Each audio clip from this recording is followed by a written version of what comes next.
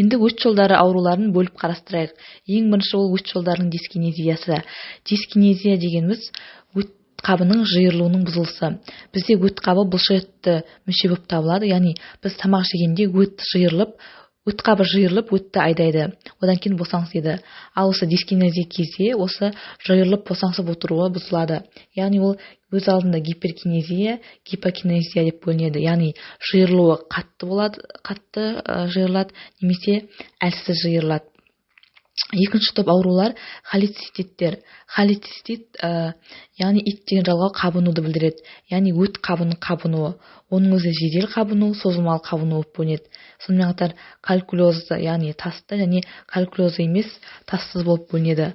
Бұл холециститтердің негізгі себебі өттің қоюлануынан бастап, және бактериялардан, әртүрлі паразиттерден кейін дамиды. Өзде де ол өт қабының көлемі 4 мм-ден жоғары болып көрінеді.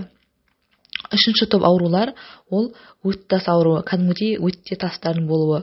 Ол холелищез деп аталады. Осы өт қабында тас болса, соның ішінде тастар жатса, холецистолищез деп аталады. Ал тастар өт қабында емес, өттің жүретін жолдарында жүріп, оның өзектерін бітеліп тастаса, ол холедохолищез деп аталады. Осы үш топ ауру жиі кездеседі. Сонымен қатар өте сирек кездесетін аурулардың түрлері бар. Олар өт жолдарының полипі, өт жолдарының ісіктері, холангит, холецистохолангит, Лютгенс от дисфункцияның төмендеуі сияқты аурулар кездеседі.